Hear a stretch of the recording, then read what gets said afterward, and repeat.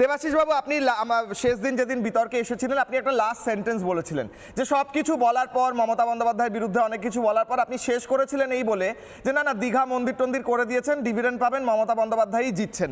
আজকেও কি আপনি একই কথা বলবেন? ভবানীপুরে 45,000 ভোটারের নাম বাদ গেছে, গোটা রাজ্যে এখনো পর্যন্ত 58 লক্ষ, আরও নাম বাদ যাবে। বিজেপির সঙ্গে ভোটের ডিফারেন্সও ওই 55-58 মনে হয়, শঙ্কুদা কারেক্ট করে দেবেন যদি ভুল বলি।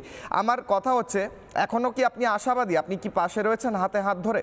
কিশলয়, আমি আপনাকে খুব পছন্দ করি, আপনার সাংবাদিকতা পছন্দ করি, কিন্তু একটা জিনিস আপনি নিশ্চয়ই জানেন যে পুরোটা বলতে হয়। আমি যে কথাটা বলেছি আপনি শেষটুকু বলেছেন। আগে আমি একটা যোগ করেছিলাম যে আমি মনে প্রাণে চাই যে তৃণমূল, আমি বা আমার মতো হাজার মানুষ চায় যে পশ্চিমবঙ্গকে বাঁচাতে এই তৃণমূল সরকারকে সরে যেতে হবে, এবং সেটা সরাবার জন্য যা যা করার দরকার মানুষের করা উচিত বলে আমার মনে হয়। আমি এখানে একটা শুধু কথা বলছি, এই যে আপনারা যে কথাগুলো বলছেন, অনেকে খুব চিৎকার করে বলছেন, বা বাজুরিয়া সাহেবকে আমি সম্মান জানিয়ে বলছি, উনি ম্যাথামেটিক্সের কথা বললেন, আমাকে ক্ষমা করবেন, এটাকে ম্যাথামেটিক্স বলে না, এটাকে বলে হাইপোথেসিস। মানে 58,20,000 যে মমতা ব্যানার্জিকেই ভোট দিয়েছিলেন, এই অঙ্কটা কোথা থেকে পেলেন? মানে সেটা যদি না হয় তাহলে তো এই পুরো যুক্তিটাই বন্ধ হয়ে গেল। অতএব আমি এই জায়গায় যাচ্ছি না। আমি আবার একটা পয়েন্ট বলছি যে এসআইআর থেকে যে নাম বাদ গেছে, সঠিক অর্থে খুব ভালো হয়েছে। যাদের ভোটাধিকার হওয়া উচিত ছিল না তাদের ভোটাধিকার থেকে চলে গেছে, তাতে আরও সঠিকভাবে ভোটের চিত্রটা প্রকাশ পাবে। কিন্তু ভোটটা করতে গেলে, ভোটটা সংগঠিত করতে যে জিনিসটা দরকার, সেটা কি বিরোধীরা এখন করতে পেরেছে বা আছে? না হলে ভোটটা হবে কি করে? মানে আপনার 58 লাখ বাদ যাক আর 1 কোটি বাদ যাক, ভোটটা তো করতে হবে বুথে। ভোটটা তো আমি আপনি এখানে বসে করতে পারবো না। তাহলে সেখানে যখন জাহাঙ্গীর, অনুব্রত বা অন্যরা ভোটটাকে মানে চালাবে, আমরা সেটা কিভাবে প্রতিরোধ করব, সেই জায়গাটা তো আসতে হবে।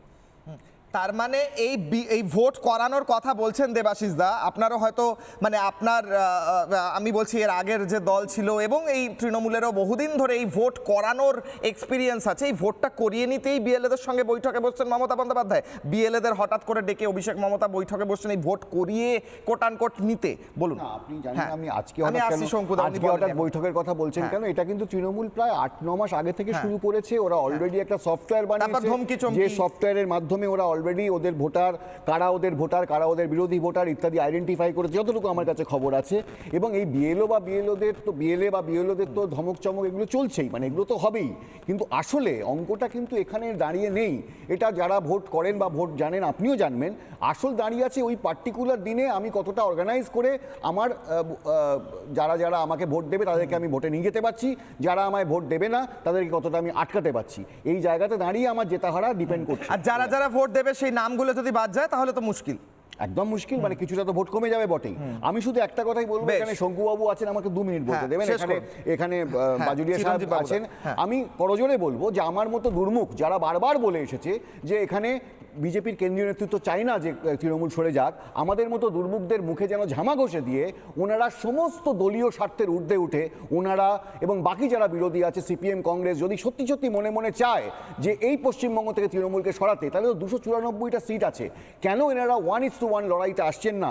মানে 194টা বিজেপি নিয়ে নিল, বাকি যে সিটগুলো পড়ে আছে 100টা সিট সিপিএম কংগ্রেসকে দিল, তাহলে এই 194টা থেকে 100টা বিজেপি তুলে নেবে, 120 থেকে 70টা তুলবে।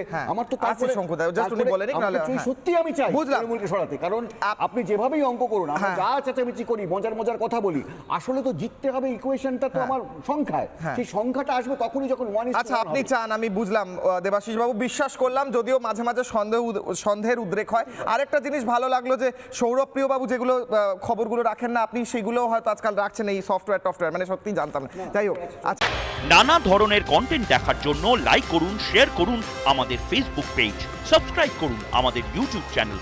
পাশাপাশি অন্যান্য ব্রেকিং নিউজের জন্য অবশ্যই চোখ রাখুন রিপাবলিক বাংলায়।